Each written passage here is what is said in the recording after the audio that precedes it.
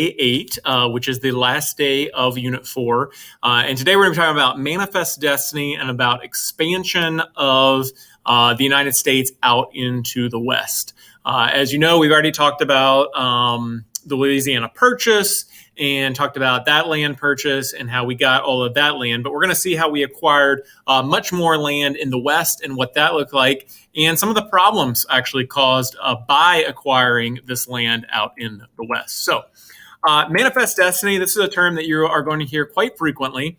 And this was the belief that the United States and the American Republican institutions should extend all the way to the Pacific Ocean. The idea behind this is that basically that God had made it as our destiny as a country to go all the way to the Pacific Ocean and to own all of that land. And you're going to see that that's a belief that many, many Americans had, even from the beginning of country, and even before this term came around, as it was coined by John L. O'Sullivan in 1845, that a lot of Americans believed that eventually that we would reach the west coast of the continent and that we would own all of that land. Now, when I ask what kind of conflicts moving west is going to cause, it is going to cause a plethora of them. Obviously, we're going to have the Indians being pushed off of their land. We're going to have conflicts with other countries, such as Mexico. But also, you're going to have a big issue having to do with the expansion of slavery, which we will talk more about in the next unit. About as we moved west, there was this big question over, does slavery go west, and what exactly does that look like? So it does raise some pretty significant issues. This painting right here and the painting that you see in the slide before are ones that are commonly used to represent this whole idea of manifest destiny. This one right here is the most common one that you will see. And you can see there that is supposed to be an angel, and she is leading the Americans west there. You can see her with the telegraph line in her hands, the railroads there following her, as well as the settlers. You can also see on the other side of that, the natives being pushed out of their land, which obviously happened as well. But yeah, whenever you see this painting, you need to immediately think manifest destiny. All right, so movement into Texas. You're going to see that American settlers started moving into Texas from the Ohio River Valley in the 1830s. Texas had long been an area where there was conflict between European nations, especially France and Spain. Spain saw Texas as an important buffer between themselves and the United States, and the Adams-Onis Treaty would actually guarantee Spanish sovereignty in the region. So what would change? If there's Spanish sovereignty there, what would change with that? Well, in 1821, Mexico would win its independence from Spain. And one of the big things that Mexico wanted to do with that land in Texas is they wanted people to move to that land, hopefully so they could make money, but also they did everything that they could to draw interest, especially to Americans specifically, to come to Texas. So in Mexico, they used land grants to encourage Mexicans and Americans to move into Texas. You're going to see that the main group that it did encourage, though, were Americans to move to Texas. So the Austin family, which is where Austin, Texas is obviously named after today, they would be one of the first families to really move out there and really buy up a lot of land and participate in a lot of these land grants. Moses Austin, he would acquire land there, and then his son Stephen Austin, who would become famous in American history, he would acquire even more land. And basically what they were doing is land speculation. They bought up a bunch of land with the goal of reselling it to people as they came out west. Now, despite Mexico not allowing slavery within Mexico, you will see that they did grant an exemption for people moving into Texas. You could say, again, they knew their audience, who their audience was going to be. Probably a lot of people coming from the American South. So they did allow an exemption to allow slavery in the Texas territory. Now, beginning of the Texas War for Independence, you're going to see that in the 1830s, really that Mexico is going to realize that they have a problem. Texas has been overwhelmed now by American settlers moving into the territory, and the Mexican government says, hey, we need to do something to get control, political control over Texas, because Texas is quickly kind of becoming its own thing. You'd have Americans that would split into two groups. Stephen Austin would be part of what was called the Peace Party. They wanted to have peace with Texas. Recent migrants that came from Georgia were part of the War Party. And in 1835, you're going to see, again, there had been some relative peace there worked out, but the Mexican president, Santa Anna, had come to power. Santa Anna, known for having a very short temper and for being, I guess you could say, what's the best word to describe him? Very temperamental, very much wanting to prove his point when he could. So he would actually throw out any concessions that had been made to ensure peace between Mexico and their territory of Texas. He would throw out all those concessions and strengthen Mexican national authority in the area. Now, you would have a whole list of things that are going to happen between Texas and Mexico during this time. But eventually that is going to build up to March 2nd, 1836. Texas would declare independence and adopt a constitution. Now, again, I mentioned there's a lot of things that build up to this. Including Mexican authorities coming into Texas, trying to take their arms, trying to remove cannons from certain towns. In fact, if you've ever seen the white flag, and today a lot of times it's changed, but the flag that says "Come and take it," that was actually started in Texas before Texas declared independence, when Mexican authorities were coming to a specific town in Texas to take the cannon from there. And some people in the town used a white wedding dress, painted a picture of the cannon on it, and put on there "Come and take it" as basically like a "what are you going to do" type thing. And that's where that flag comes from in U.S. history. So this is going to be the beginning of the Texas War for Independence. Santa Anna, again, himself, as a military leader, he vowed to end the rebellion himself. The Alamo in San Antonio is attacked and the rebels killed. Basically, you're going to have a siege at the Alamo. The Texas army during that time was trying to figure out what to do. They would send a small group who would volunteer to go to the Alamo, which had been a mission in an otherwise pretty desolate area there. And Santa Anna wanted the Alamo and that territory turned over. You would have about 200 or so Texans in there that would refuse to turn that over. Again, they would withstand days and weeks of basically be under siege and under attack. And eventually, in March of 1836, Santa Anna would decide in the middle of the night to do an attack on the Alamo and basically overwhelmed the Alamo with the number of Mexican soldiers coming into there. Now, in the Battle of the Alamo, you're going to have some very famous Americans die, such as Jim Bowie, or Bowie, it's said both ways, of the Bowie knife. Who had gained a lot of attention in the United States for some of his exploits. He would famously die at the Alamo. Davy Crockett, who had previously been a congressman and moved out to Texas, he would also die there as well. So, of course, this information gets back to New York papers at the end of the Alamo, and they really romanticize exactly what happened inside of the Alamo. And they also draw on anti-Catholic sentiments because, again, there's a long time been this suspicion of Catholics within the United States, especially early on. And really, this makes a lot of Americans very, very angry. In reality, not many people actually know what happened inside of the Alamo up to the bitter end. Because they did kill pretty much every single man that was there. And then afterwards, they actually piled up all the bodies and burnt all of the bodies. So there's very few people that actually know what happened. They did not kill all the women and children that was there, but a lot of the women and children were put in an inner area in there to protect them. And then those women and children were taken out after the battle. So we have stories from some of them, what they saw as they were leaving.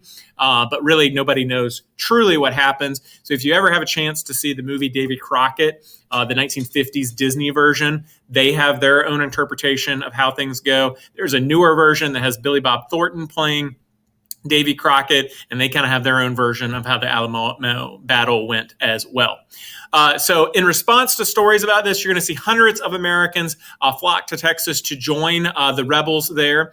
General Sam Houston, he would defeat the Mexican army at the Battle of San Jacinto, and Mexico would end efforts at that point to take Texas back in April of 1836. So you see, once Americans get out there, they're really able to quickly overwhelm the Mexican army, and the Mexican army had to push back to Texas. One of the issues the Mexican army had is that they were really too far from Mexico. They came too far inland and didn't have good supply lines, and that's what led to their defeat. Now, another area that would be of issue. And just to clarify, Texas at this point does not become a state. It's going to be a while down the road before Texas becomes its own state. Texas would actually be its own country at this point. So Texas, really the only state to be its own country at a point in our history. So next up, the Oregon Territory. We talked about after the War of 1812, how the United States kind of drew a claim to the Oregon Territory. We did not own it, but we did have a claim to the Oregon Territory. Both Britain and the United States claimed the Oregon Territory. And really, the draw to Oregon was the closeness to the ocean. And this would really blow up in 1842. The U.S. Navy would do a report on the Oregon Territory and talked about how good the Oregon Territory was, how they saw it becoming this big area of commerce. And that is going to be what is going to draw a ton of people there. You'll see that a lot of farmers start leaving and going out there. I don't know if you guys are like me, but I grew up playing the Oregon Trail game on a computer. And that is when, this is the period in which that was, where a lot of people decide to leave and head to the Oregon Territory. And you'll see by 1860, about 350,000 Americans had taken the dangerous Oregon Trail. Over 34,000 had died. So you do see, even though this territory claimed by both Britain and the U.S., a lot of Americans start to move in to that Oregon Territory. And you can see the trail there. Again, if you've ever played the Oregon Trail game, a lot of these names will be familiar to you. Independence, Missouri, basically roughly St. Louis area is where they started. And I can see some points in here. I remember like Independence Rock, and when you get to the Snake River. If you haven't ever played the game, I encourage you to check it out. It's mildly entertaining. California. So the Mexican government, again, California at this time, as you can see here on the map here, still part of Mexican possession. The Mexican government had taken over much of the Spanish missions there, had liberated the Indians in order to promote large-scale cattle ranches. And again, they are encouraging people to move there, especially from Mexico, so that they can use the land and eventually make money off of it. You will see that Indians often intermarried with Spanish and Indians and became mestizos. We talked about that very early on in this class. The Mexican province, settled by many that left the Oregon Trail and instead followed the Snake River. I had just mentioned the Snake River, but you will see some people decide to leave the Oregon Trail and go down into California. And really the big link with California at this point in history was the leather trade with New England. And that's kind of the only connection with the rest of the country. And in the early 1840s, only 700 American migrants lived in the California Territory. Now, what causes that to change? We'll get to that in a second. So you're going to see the build up to the 1844 election. This would be a very important election because a lot of people viewed the fate of California, Oregon, and Texas through the lens of this election. Kind of like today, we're about to go into election here in 2020. A lot of people view that there are a lot of things at stake with this election. And that's how people viewed this election. So Southerners promoted expansion to be able to extend slavery, but also to have the availability of more land.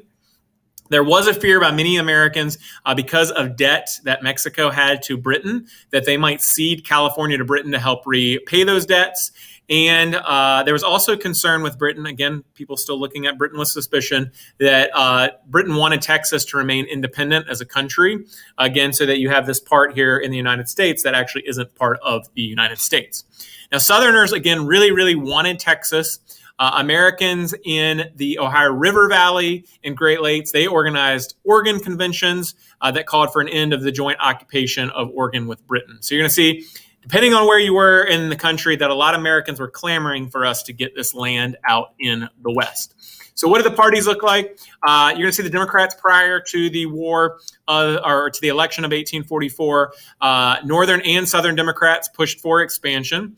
President John Tyler at the time, a Virginian, supported their cause, and he hoped to run as a Democrat. Annexation of Texas had actually been defeated in Congress by the Democrat Van Buren and the Whig Clay as they were worried about slavery. So there was an attempt to annex Texas and make Texas part of the United States, but that is defeated in Congress. So with this election of 1844, you're going to see that the central issue of the election becomes Texas and the Oregon Territory, and in the back of people's mind, also thinking about the California Territory as well. The Democrats would select James K. Polk, Young Hickory, who was from Tennessee, because he favored annexation. Again, Old Hickory would be Andrew Jackson and James K. Polk would be Young Hickory, because, again, they were both from Tennessee. That is a picture of James K. Polk there. I always tell people that really there's not a lot of super memorable things about him. He does have what looks like in this picture, though, a pretty awesome mullet for his time. So when you think about James K. Polk, think about expansion and mullets. Really how your mullet expands down your back as it grows. There you go. And the motto, one of the mottos during this election was 54-40 or fight. And that is talking about basically the United States extending through the Oregon Territory up to the 54th 40 parallel. There is where Americans wanted to go to. So the election of 1840, the Whigs would nominate Henry Clay. Again, I put surprise, surprise, because Henry Clay had run numerous times for the White House. I can't keep up with, this might have been his fifth or sixth time running for the White House at this point. Clay would campaign on the American system, again, that old American system that Andrew Jackson had killed off. High tariffs and a national bank, again, things all from that old American system of doing things.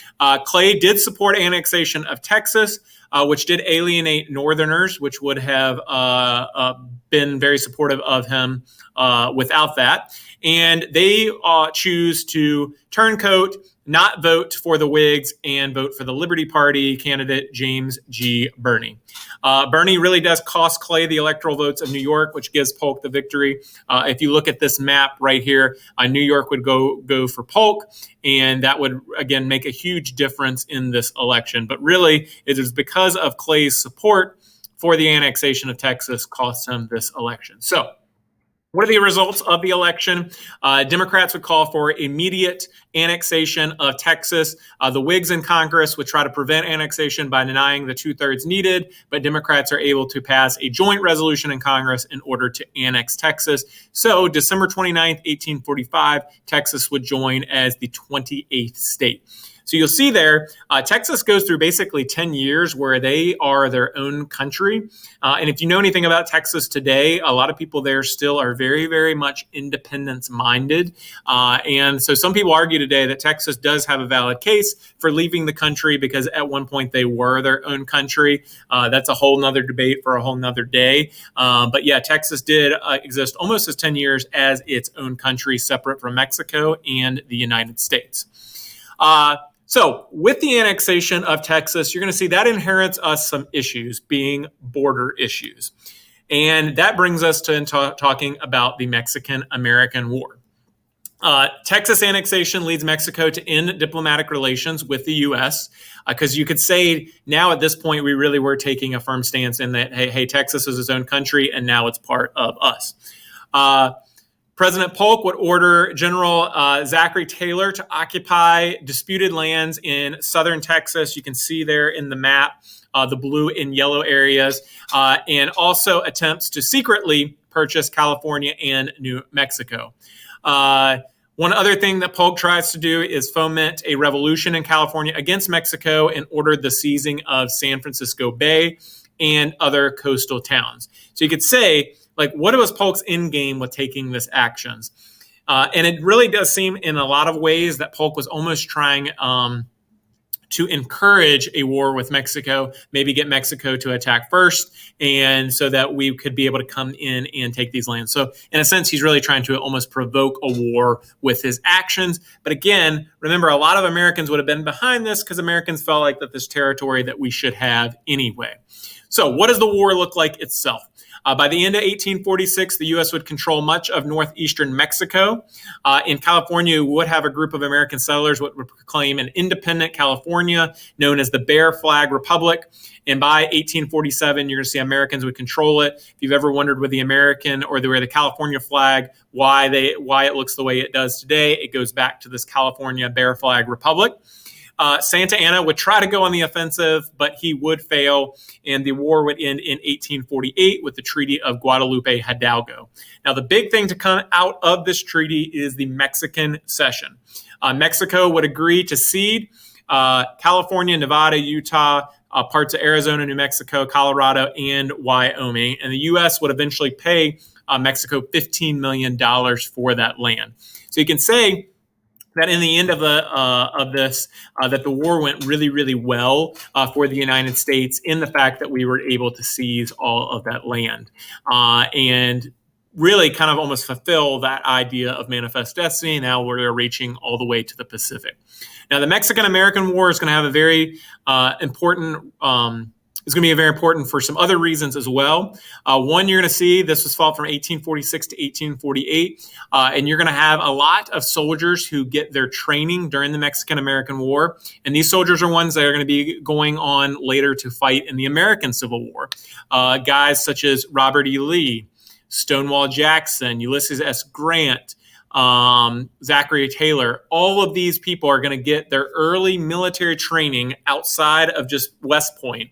They are going to get their early military training fighting during the Mexican-American War. And that's going to be important when we get to talking about the Civil War. And this is really going to be where a lot of people learn military strategy. Robert E. Lee during, the Mexican-American War, he really catches the attention of a lot of people for his bravery in battle, but also because of his planning ability. Again, he wasn't a general during the Mexican-American War. He was in a leadership role within the Army, though. So again, this is going to be the area where a lot of soldiers are going to learn how to actually be soldiers and get experience with that. The Wilmot Proviso. So again, like I said, this expansion of territory is going to cause a lot of issues with slavery. The Democrats would be split into several factions about what to do with slavery in these new territories. You'd see in August of 1846, David Wilmot, a Democrat from Pennsylvania, would propose limiting the spread of slavery in any territories acquired from Mexico. Now, this bill would be killed off. The Senate would kill it. It would advance to the House, but not the Senate. But you're going to see this is an early attempt to try to get rid of slavery in these new territories that we acquire. Now, you're going to see that with all of these territories, that as they become states, slavery is going to be a major issue in them becoming a state and what exactly that territory would do with slavery. And again, going back to the Missouri Compromise, remember, we're trying to keep that balance of free and slave states. That's what they were hoping to do. Now, you would see the free soil movement start during this time, and their whole goal was free soil to get rid of slavery. They depict, and I mentioned this before when we talked about slavery, they depict slavery as a threat to Republican liberties and white yeoman farmers. So they try to appeal to that fact that, look, slavery is bad for poor whites and white yeoman farmers during this time. Their eventual focus would become on shifting from freeing slaves to preserving the West for freehold farms. And William Lloyd Garrison would call this movement white manism because it's focused on the effects on white men versus this idea of, hey, we should get rid of slavery because it's bad for African Americans. Frederick Douglass, who was an escaped slave, he really comes on the scene during this. He promotes free soil movement, denounces slavery and racial discrimination in both the North and the South. And Douglass would disagree with Garrison's views on kicking the South out of the Union. I've never mentioned that before, but that is one idea that William Lloyd Garrison had. He said, look, if we can't get rid of slavery, let's just kick the South out of the country. So that's an interesting concept by William Lloyd Garrison there.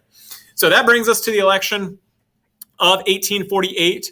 Polk would refuse to run for a second term. And you're going to see that this is something that through the 1850s, you're going to have a bunch of one-term presidents, which a lot of people say speaks to the weakness in leadership in our country during that time. The Democrats would nominate Senator Lewis Cass from Michigan. Cass actually supported expansion into Cuba, Mexico, taking more of Oregon. He remained very vague on his position on slavery, and you're going to see that's another common thread amongst our 1850 presidents. The Free Soil Party would nominate Martin Van Buren, and the Whigs would nominate General Zachary Taylor, who is known as Old, Rough, and Ready. Again, he takes no position on slavery in the territories and ran on his military record from the Mexican-American War. And what would happen as a result of this election? Old, Rough, and Ready would win the election. Zachary Taylor would there defeating Michigander Lewis Cass during that. So, again, when we are looking at Manifest Destiny, again, a question a lot of people have is, was that good or bad for the United States? You're going to have a lot of people argue it was good, but then a lot of people argue that it is bad. And I'm going to kind of leave you up to that to think about why it was both good and bad for the country and what that looked like in the end. So as I said, this is our last day of this unit. Tomorrow we will be jumping into the test for that. And there's a lot of content in this, so make sure you take time to study. And you'll have another video for today where I go through the test review with you. So hope you have a great day and get to work on that test review.